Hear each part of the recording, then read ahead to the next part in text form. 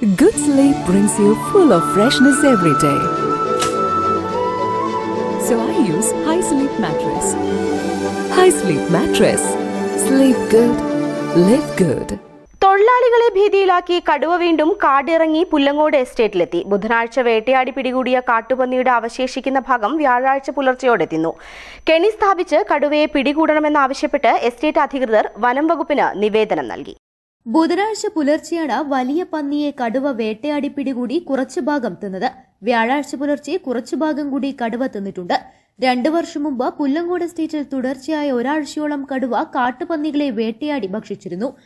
പകൽ സമയത്തും എസ്റ്റേറ്റിനുള്ളിൽ കടുവയെ കണ്ടതായി പറയുകയും ചെയ്തിരുന്നു. അന്ന് വനം വകുപ്പ് കെണി സ്ഥാപിച്ചെങ്കിലും കടുവയെ പിടികൂടാനായില്ല.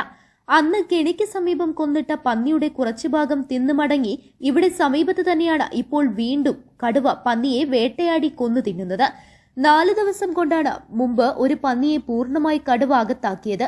അതുപോലെ ബാക്കിയുള്ള അവശിഷ്ടങ്ങൾ കൂടി അടുത്ത ദിവസങ്ങളിൽ തിന്നാനെത്തുമെന്നും തൊഴിലാളികൾ ജാഗ്രത പാലിക്കണമെന്നും വനം വകുപ്പ് അധികൃതർ അറിയിച്ചു. തൊഴിലാളികൾക്ക് കാവലൊരുക്കിയാണ് എസ്റ്റേറ്റിൽ ഈ ഭാഗത്തിപ്പോൾ ടാപ്പിംഗ് നടക്കുന്നത്.